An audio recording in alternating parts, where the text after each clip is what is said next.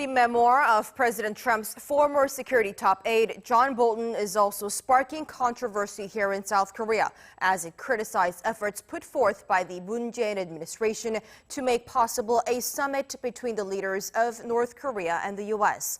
Although many doubt the credibility of Bolton's statements, they could serve as a lesson for Seoul's diplomacy moving forward.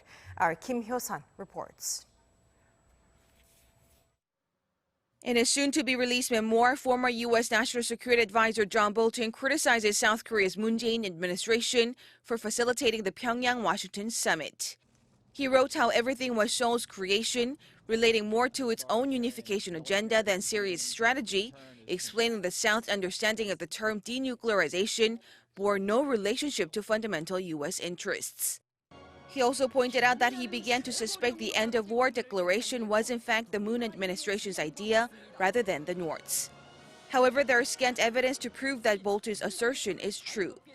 In fact, President Moon stated in the lead-up to the 2018 Inter-Korean Summit that the North Korea-U.S. dialogue and the regime's denuclearization should be the conditions for further talks between the two Koreas.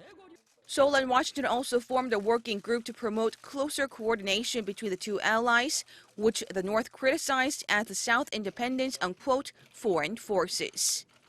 Bolton also writes in his book that President Moon's diplomacy proved to be ineffective when the leaders of North Korea and the U.S. met again early last year in Hanoi. Bolton said Seoul predicted the two countries would ink a joint declaration when President Trump had three scenarios in his mind, which he described as a big deal, a small deal, and breakdown. While it's impossible to judge the credibility of Bolton's statements, they could serve as a major lesson for South Korea's diplomacy going forward, especially as President Trump and his top aides now share a similar distaste for Bolton. Hyo-sun, Arirang News.